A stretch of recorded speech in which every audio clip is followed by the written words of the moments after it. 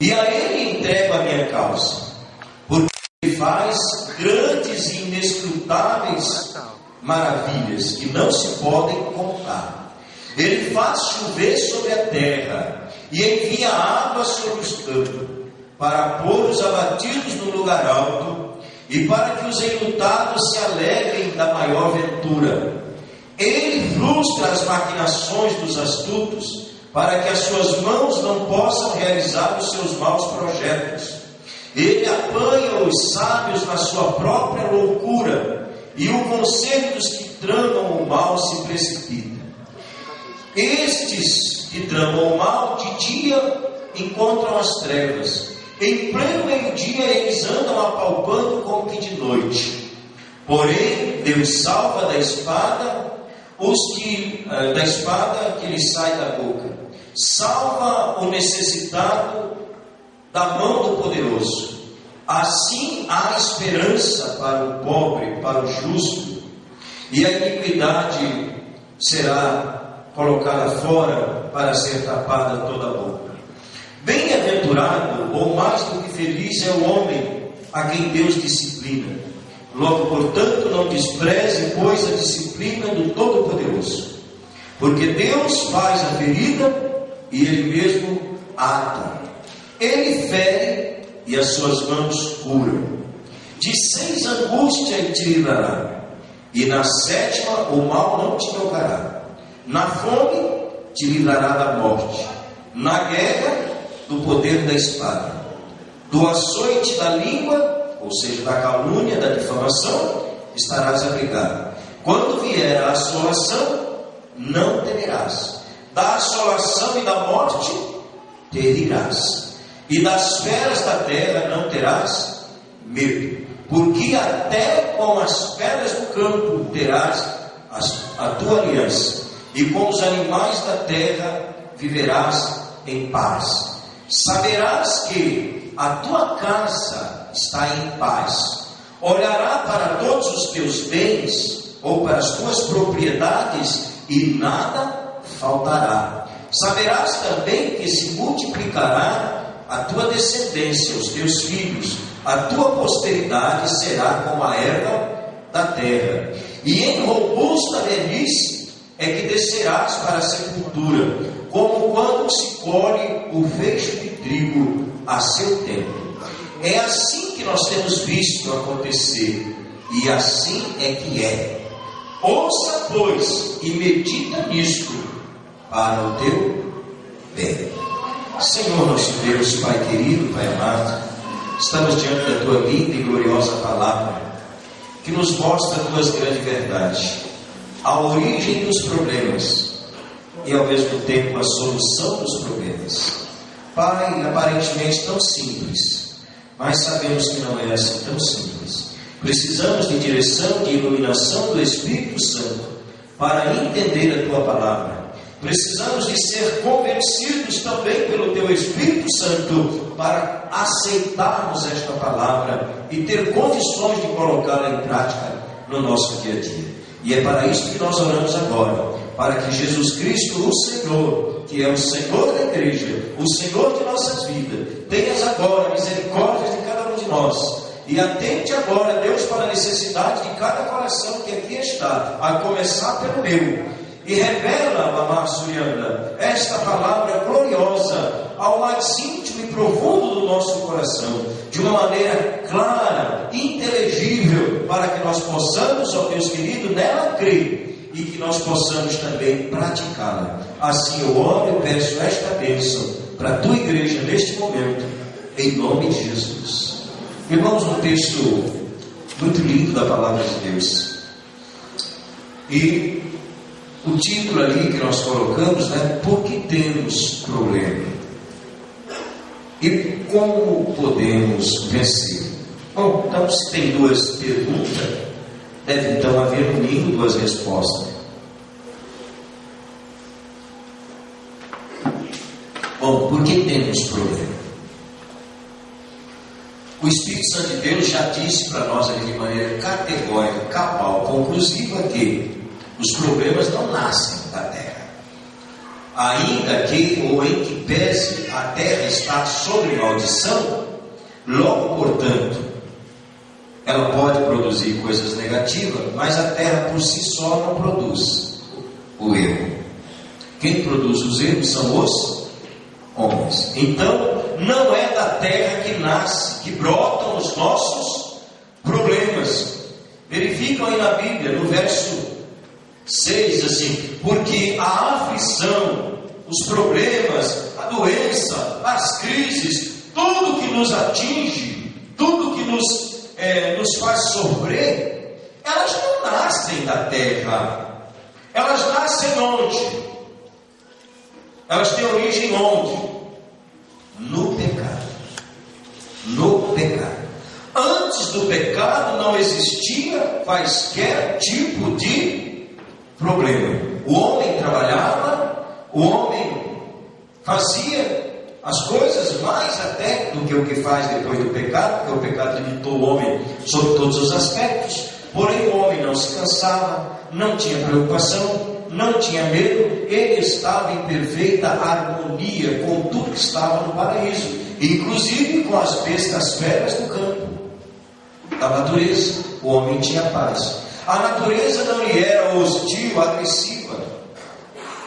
Mas a Bíblia diz: depois do pecado, a terra passou a produzir urtigas e espinhos. A maioria das traduções aí tem assim: cardos, não é caldo. Primeiro, eu não sei nem o que é cardo. Cardo para mim é um cara lá de Piracicaba, quando você chama ele para comer sopa. Vamos tomar um cardo. Alguém conhece cardo aqui? Não, então já vamos trocar a palavra por cardo. A palavra cardo por alguma coisa que a gente saiba o que é. A terra passou a produzir espinhos, algo que fere, que machuca. E cardo ali em questão, urtigas. Quem conhece urtiga aqui? Já encostou em uma folha de urtiga? Você queima na hora, cresce folha. Então a natureza geográfica, ela já passou a ser hostil. Espinhos, urtiga e os insetos que antes não agrediam o homem, agora agride a formiga, o pernilongo, a abelha, a mutuca. Nós dormimos num restaurante chamado Mutucão, né? E até tem umas moscas bem grandes, mas eu já sei, que chama Mutucão. Porque a mosca ali era grande, né? Misericórdia. Mas aí, irmãos, a natureza passou a ser um problema para o homem. Os animais passou a ser um problema para o homem e uns para os outros. Você já viu a guerra que é na natureza?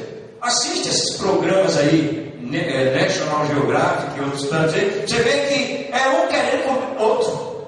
É uma luta para a sobrevivência. Tudo isto teve consequência, teve origem quando? No pecado.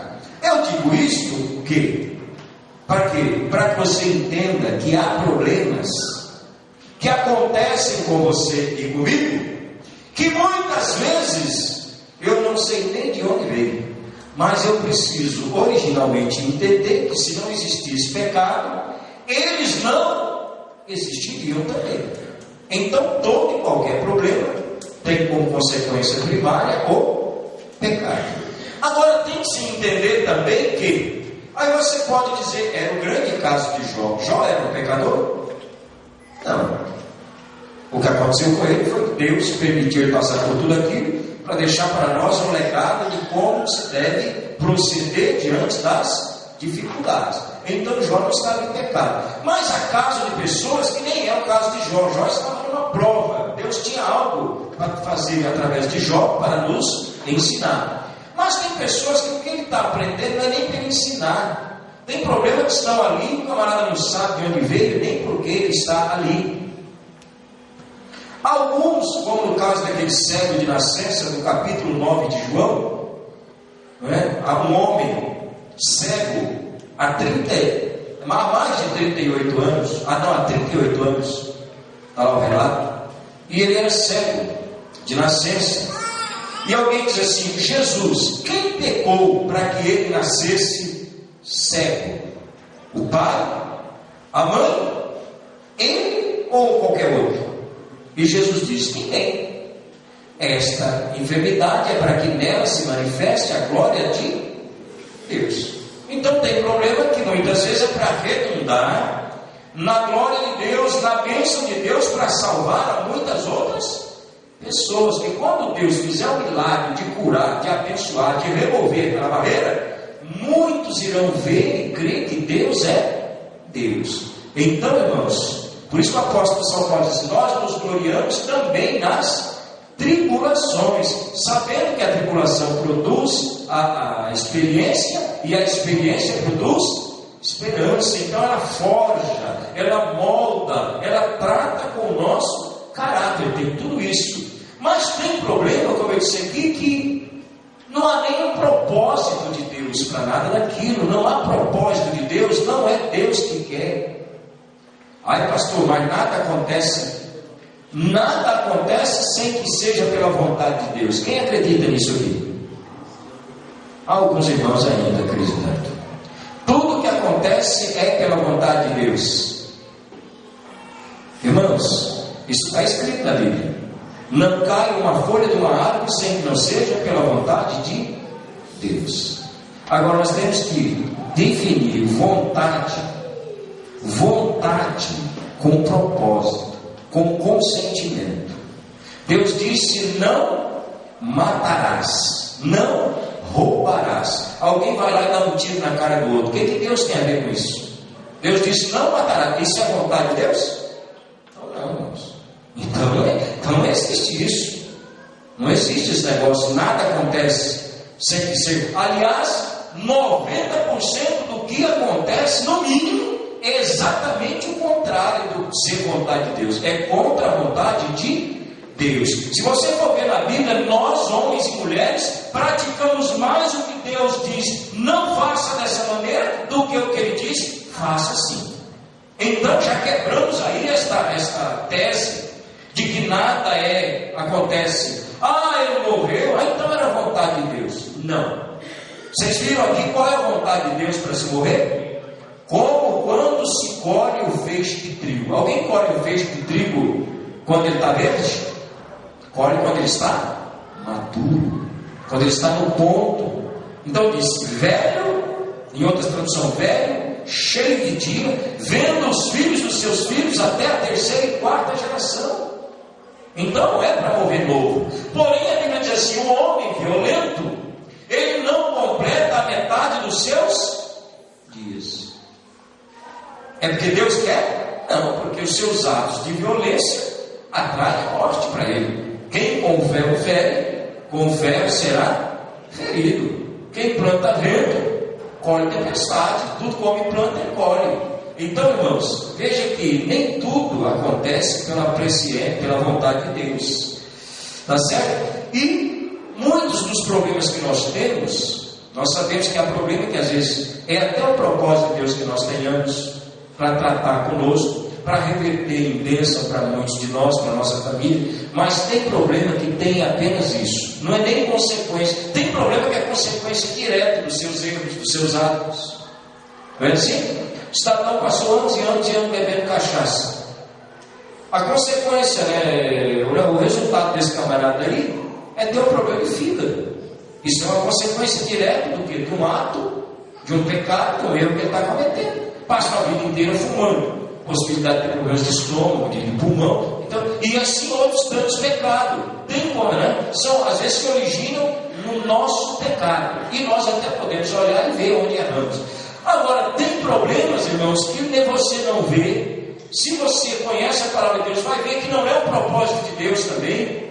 Vai ver que Deus não pode ter aquele propósito com aquele problema para você. E então, por que Ele está ali? Porque nós estamos numa terra que está contaminada pelo pecado.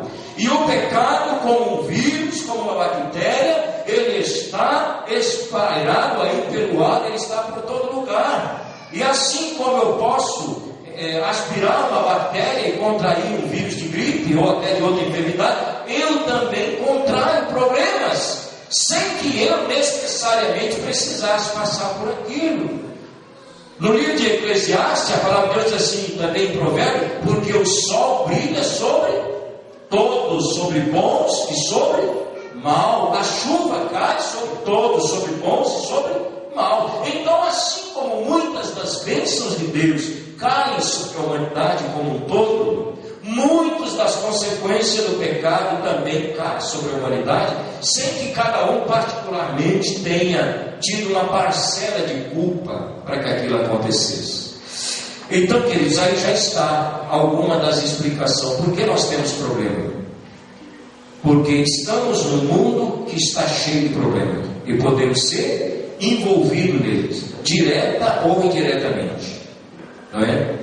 A Bíblia diz assim: aquele que é santo, permaneça santo, e o maligno não lhe toca. Isso é uma verdade absoluta. Agora, alguém que está nessa condição não tem nenhum problema? E teve um montão de problema. Então, irmãos, mesmo sendo o mais santo dos santos, nós teremos problema. Por quê? Porque estamos neste mundo de problema. Estamos aqui num mundo cheio de problema. Agora, o que nós precisamos entender? Que os problemas do mundo são para quê? Para ser vencido. O que disse Jesus?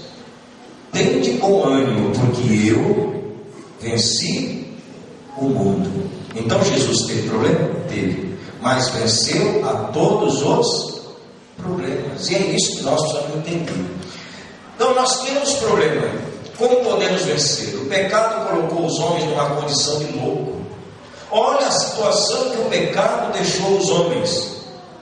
Aquele ser criado à imagem e à semelhança de Deus, cheio de inteligência, agora ele se torna o quê? Um louco. A Bíblia diz no Salmo 14, verso 1, que o homem sem fé, o homem que não conhece a Deus, o Salmo 14, verso 1, chama o homem de louco. Diz assim: disse o louco no seu coração, não há Deus. E acho que no 51 também está repetido a mesma coisa. O louco disse, não há Deus. Eu não creio em Deus. Eu não creio em Deus. Esse negócio de Deus, não creio. Outro ato louco que o homem também comete: o homem achar, o homem, a mulher, o ser humano, achar que ele pode ser feliz, que ele pode ser abençoado, que ele pode se tornar grande, que ele pode ser próspero, sem a presença de Deus. Há muitos que pensam isso. Mas aqui no verso 3 diz assim, no verso 3 do capítulo 5 nós também: bem vi o louco. Quem é o louco aqui? Não é o que está atacando pedra, não. É aquele que ignora a realidade de que ele necessita e precisa de Deus. Diz assim: bem vi um louco lançar raízes, não entendendo que sua casa ou que suas riquezas eram malditas. Porque o que tem nessa terra? A terra está sob maldição. O que é que tira a maldição das coisas? A presença de Deus em nossas vidas, as nossas orações. Então, tudo quanto nós adquirimos, nós precisamos abençoar e orar. Por quê? Porque elas têm como origem primária um campo de maldição. Quando vem para as nossas mãos, elas se tornam benditas. Nós oramos, nós santificamos, né? Por isso alguém sabe, por que nós damos dízimo? Porque tem que ajudar a igreja? Não, porque se fosse assim, dízimo teria sido instituído por Moisés quando ele fundou a igreja. 500 anos antes, Abraão, 500 anos antes de Moisés, já dava o dízimo de tudo quanto tinha, não é? Jacó faz um voto com Deus assim: se o Senhor me abençoar, me der pão para comer e alimento, roupa para vestir, me guardar nesta minha jornada por as terras de minhas peregrinações, eu dou ao Senhor o dízimo de tudo quanto Ele me der. 400 anos antes de Moisés.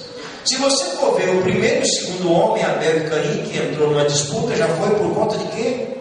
Esse negócio de dízimo e oferta dá confusão desde o começo e vai até o fim, assim. Agora, Deus continua abençoando o que está agindo de maneira correta. Abençoou Abel, e o Caim se lascou, não é? não entendeu como devia se fazer, acabou mal. Então, irmãos, mas para você veja que há uma bênção em cima dessa questão aí, é que o dízimo ele santifica as tuas finanças. Não é para suprir necessidade de igreja, senão Abel não teria dado dízimo, Abraão não teria dado dízimo, Isaac não teria dado dízimo, ninguém lá no passado dava, porque não tinha igreja para manter, mas tinham as suas vidas para ser abençoadas. Então eles ofereciam sacrifícios, ofertas a Deus e coisas outras. Então, querido, como nós precisamos entender os princípios da bênção de Deus, que passa por tantas coisas, e a falta de fé em Deus faz com que tudo que nós temos não tenha também o que? A bênção de Deus. O louco, aquele que pensa que pode ser abençoado sem Deus, ele está cometendo um ato insano. Lá em 2 Coríntios está escrito que não conhecendo a justiça, em Romanos também, não conhecendo a justiça de Deus, cada um procura estabelecer a sua própria justiça. Não conhecendo a sabedoria de Deus, estabelece a sua sabedoria, não é? Dizendo-se sábios, tornam-se loucos a tal ponto de achar que podem viver sem, e ser inclusive abençoados sem Deus, esquecendo da palavra lá de João capítulo 15 verso 5, onde Jesus diz assim: sem mim nada podeis fazer. Então, irmãos, onde se origina o pecado? Nasce da terra? Não. O pecado nasce nos atos dos homens. Quando o primeiro homem pecou, ele trouxe o pecado foi corrompendo os atos de todos nós. E assim o pecado nasce de nossas próprias atitudes. Muito embora, eu já disse aqui, que nós podemos ser vítimas de situações que não teve problema, não teve origem nos nossos pecados, no meu especificamente, é consequência do pecado que está sobre toda a terra. Então nós vamos entender o que? O pecado chegou aos homens de tal maneira que os levou a pensar que podem ser grandes, esquecendo-se da palavra de Deus que diz que sem mim nada podeis fazer. Os problemas, eles se originam todos no pecado. Jesus confirmou isso quando disse: não originam os vossos erros ou pecados, que todo erro é pecado, pelo fato de vocês não conhecerem a Deus e nem o poder de Deus. Então, onde tem origem o pecado? Na falta do conhecimento, na falta de obediência à palavra de Deus. Então, toda a origem dos nossos erros é porque de alguma forma nós não estamos conhecendo a palavra de Deus, ou às vezes temos a informação, mas não conseguimos vivê-la na íntegra como a palavra diz. Por isso, de alguma forma, nós temos problemas, uns mais, outros menos. O problema tem origem, como já foi dito aqui, na falta do conhecimento. Agora vem como vencer o pecado, porque o problema ele vem, porque eu disse que todos nós teremos problema. Agora, para vencer, como é que nós temos que ter? Temos que ter o quê? Conhecimento da palavra de Deus. Vocês se lembram da luta maior que Jesus Cristo teve? Não foi tanto a cruz. Antes da cruz, Jesus começou o seu ministério enfrentando uma guerra e terminou o seu ministério vencendo uma guerra. A morte de cruz era a vitória, não é? Vitória sobre a morte. Mas lá no começo tem a tentação de Jesus. E como foi que Jesus Cristo venceu aquela guerra? Com a palavra de Deus. O diabo disse: olha, se tu és o Filho de Deus, transforma estas pedras em pães. Ele disse: nem só de pão vive o homem, mas de toda palavra que procede da boca de Deus. Palavra estava escrito. E cada tópico, né? Diz: olha, adora-me a mim aqui, eu te dou esse mundo para você. Diz: olha, somente ao Senhor teu Deus adorarás, e a Ele darás culto. Então, irmãos, é com a palavra. Se você, se eu, se nós aprendermos a lutar com a palavra de Deus, nós não vamos ter tantos dos problemas que temos tido. É porque na hora da necessidade do problema, nós murmuramos, reclamamos, nos queixamos e esquecemos de usar as armas da fé. A Bíblia diz que nós temos armas, e as armas da nossa guerra não são carnais. Nós queremos usar força. Alguém diz assim: não, eu já falei com ele, com ela, que se não der eu vou lá pegar no pescoço. Irmão, você não vai vencer ninguém, nem coisa alguma pegando no pescoço de ninguém, nem arregaçando a manga e resolvendo no braço. Estas armas são das trevas, são carnais, são diabólicas, humanas, e não servem para vencer. Para vencer nós temos que confiar em Deus, porque o homem perdeu a bênção e deixou o pecado e entrou no mundo quando? Entrou no mundo quando? Quando deixou de crer. Deus disse: não comas, ele disse: como. Deus disse: não é, ele disse: é. Não passa, passo. Então, irmãos, pela desobediência, a desgraça e os problemas entraram. Pela obediência, os problemas saem. Obediência tem a palavra de Deus, mas não aquela obediência passiva, tipo obediência de sei lá, há alguns tempos na história humana, e talvez até hoje em algumas culturas, há pessoas que absorvem um padrão de santidade, que a gente chama de passivo. Na nossa cultura não tem muito isso, mas no Oriente, na Ásia, entre os indianos em especial, tem pessoas que tornam semideus. Ele é capaz de passar 30, 40 dias em cima de uma tábua, naquela posição ali, vestido com aquelas roupas, sem comer, sem beber. Ele está numa atitude de jejum e santidade. Isso é verdade? Não. Isso não é santidade que agrada a Deus. Pelo contrário, as pessoas chegam lá, tem um livro, né? Quem faz seminário, acho que já lê, tem que ler esse livro, chamado de A Morte do Guru, de um escritor indiano chamado Ashwani. Esse livro, ele conta a história do pai dele, que com 6 meses de casado, a mãe dele esperando ele, o pai dele virou esse guru aí, e passaram até 60 dias sem comer, e às vezes 30 dias de perna cruzada. A única coisa que fazia era gemer, os mantras, né? Autocontrole de mente. E as pessoas faziam fila para quê? Para passar a mão nele, acreditando que seriam abençoados. Isso é bênção ou maldição? Maldição, porque quem é digno de ser louvado, adorado, cultuado, não é? A viúva do fluxo de sangue disse: eu vou passar a mão lá na veste de Jesus. Se eu tão somente tocar nas vestes dele, eu sei que eu vou ser curado. Mas Jesus é Deus, agora homens não. Então, irmãos, quando nós não conhecemos as coisas de Deus, até para ser santo nós pecamos. Quando a gente estuda a história eclesiástica secularizada aí, a gente vê que houve muitos padres que, a pretexto de jejum, morreram de fome. Fizeram jejum tão longos que definharam e morreram. E sabe para onde foram? Inferno. Por quê? Porque esse tipo de jejum é o que agrada a Deus. Jejum é feito para glorificar a Deus e não para matar a minha vida. Isso é suicídio. E a Bíblia diz que os suicidas, os homicidas, não herdam o reino dos céus. Então, querido, como nós erramos, outros de nós, diante dos problemas, nos descabelamos, às vezes amaldiçoamos aquilo que Deus tem colocado em nossas mãos, choramos demais, queixamos. A Bíblia diz que a vitória não é dos queixosos. Do que se queixa o ser humano? Queixe-se cada um dos seus próprios pecados. Então, se você está com problema, primeira coisa: Senhor, se eu errei, me perdoa, mas remove este problema e diga para o problema: eu não te aceito aqui, em nome de Jesus.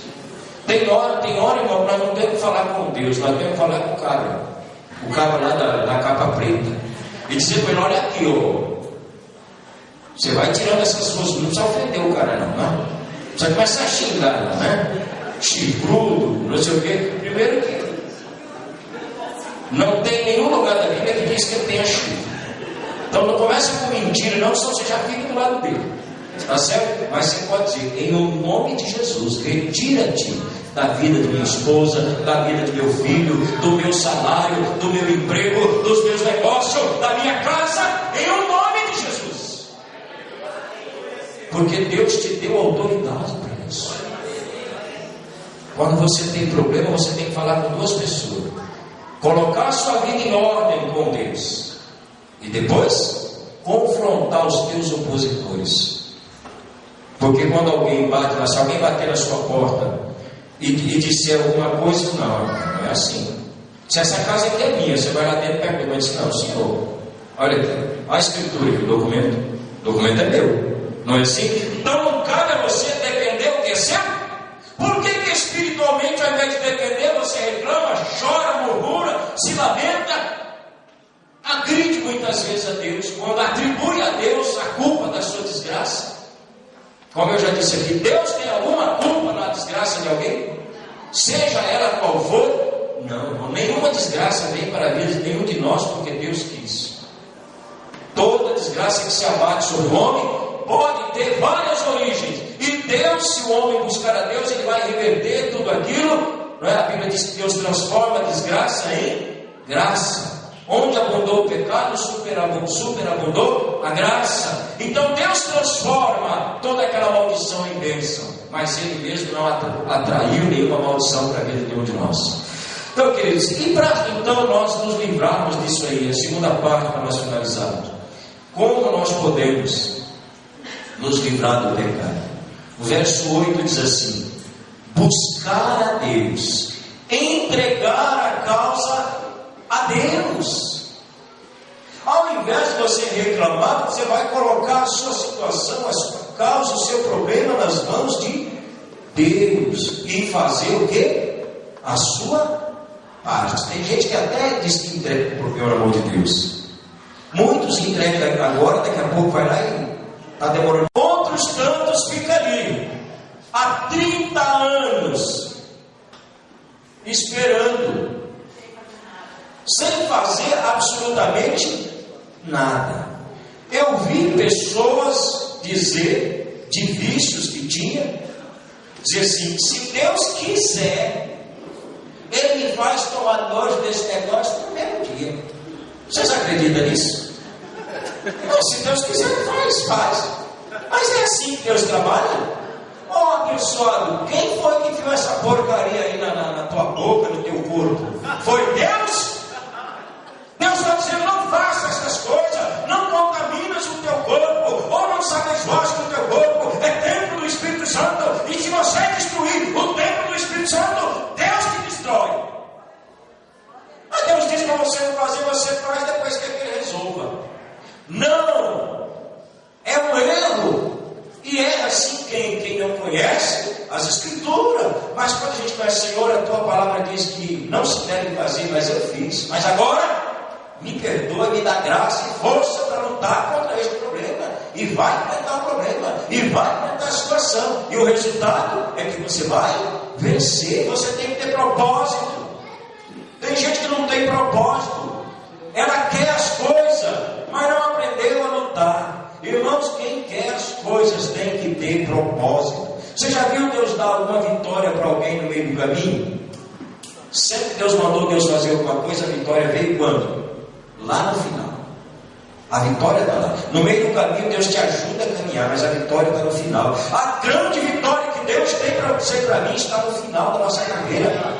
Mas no dia a dia, nas caminhadas, nós vamos vendo o cuidado de Deus, o pão chovendo dos céus, a água brotando da rocha, a nuvem de glória do Senhor sobre nossas cabeças, nos endireitando, nos ajudando, nos orientando. Tudo isto a igreja de Deus tem para nós, o Senhor Jesus Cristo tem para nós, mas nós temos que ser fortes, porque a possibilidade de nós ficarmos no deserto é grande. A Bíblia diz que Deus fez uma promessa para 603.500 homens com mais de 20 anos. 40 anos depois, 2 homens apenas tomam posse da promessa e entraram em Canaã. Os outros 603.499 998, sei lá se eu errei a matemática, ficaram pelo caminho. Dá um percentual gigantesco aí de possibilidade da derrota nos enrolar, nos envolver, do que a vitória. Mas o que Deus tem para mim e para você é a vitória. Seguindo o texto aí, então a primeira coisa, primeiro ponto aí, como vencer o problema? Entregando a Deus. A Bíblia diz que quando você confia em Deus, Deus faz chover. Deus abençoa. O que é chover? É trazer a bênção. A chuva é símbolo de bênção. A chuva é símbolo de vida. Quando a terra cai na terra, a chuva cai na terra, a terra germina, não é? As ervas verdecem, tem alimento, tem flores, tem vida. Outros insetos, animais, todos vão se servir, inclusive o homem. É vida. A natureza, com a chuva, ela se renova. No entanto, sem a chuva, ela definha, ela resseca. Então, falando de chuva nas nossas vidas, significa bênção, renovo, restauração. A água, ela lava, ela refrigera, ela traz alívio, ela traz alegria, ela traz gozo, ela traz paz, ela traz tudo. Quando você coloca o problema na mão de Deus, Deus começa a derramar estas coisas que são importantes para você mudar a situação da sua vida. O problema você põe na mão de Deus, está crendo e agindo, as alegrias começam a vir. Antes mesmo da solução do problema, você já é uma outra pessoa. Por 2 vezes que Deus disse: eu estou na tua vida agindo nessa situação, Deus me deu a convicção de vitória, a esperança, a alegria, aquela vontade de vencer, aquele ânimo para lutar. Olha, que se tivesse alguém me dado um saco de dinheiro, não teria proporcionado. Então, por isso que quando você precisa entregar a tua causa na mão do Senhor, porque quando você entrega, o problema ainda está ali, mas a tua maneira de encarar o problema já é outra. Você já encara o problema da perspectiva de quem já venceu. É diferente. Seguindo o texto,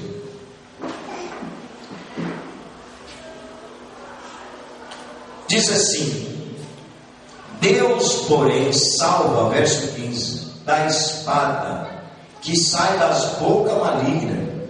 Irmãos, Deus nos defende das acusações, Deus nos defende das calúnias. Deus faz que haja esperança. Deus faz calar as bocas daqueles que de alguma forma estão se levantando contra nós. É tão fácil. É tão fácil pessoas se levantar contra nós. Dentro de casa, dentro da família, dentro do emprego. Lá na carta de Miqueias está escrito que o filho se levanta contra o pai, a nora contra a sogra, o irmão contra o irmão, e os inimigos do homem nascem dentro da sua própria casa. Você não precisa ir longe para arrumar problema, dentro de casa. Agora você vai sair no tapa com o pai, com a mãe, com o irmão, resolver no braço, você aumenta os problemas. Então você coloca no altar de Deus. Deus começa a te dar sabedoria, começa a te dar entendimento, Ele começa a te dar em primeiro lugar a paz. A primeira coisa que você tem quando confia em Deus é paz. Você começa a ter esperança. Diz assim: você passa a ser, verso 17, bem-aventurado é uma expressão que significa mais do que feliz. Você passa a ser uma pessoa que não era feliz, era uma pessoa triste, preocupada, medrosa, tímida. Você passa a ter agora mais do que felicidade. Você passa a ser, a Bíblia diz aqui, disciplinado. Você sabe o que é disciplina? Quando nós falamos de disciplina, nós entendemos logo de bater, não é? Não necessariamente. Disciplina significa ensino. Não é? Disciplina, ensino. Então nós podemos, quantos de nós, hoje por exemplo, a metodologia hoje, nós ensinamos os nossos filhos com o chicote do lado, como às vezes era antigamente? Não, nós ensinamos de uma maneira amável, amorosa, e eles não aprendem melhor? Aprendem, não é? Então, irmãos, é assim que Deus quer. Deus não quer usar uma vara, um chicote. Como pai, como Deus, Ele pode, se preciso, Ele até usa, mas não é isso. Ele quer te ensinar a vencer, a conquistar, a se desvencilhar dos problemas. Então diz assim: Ele faz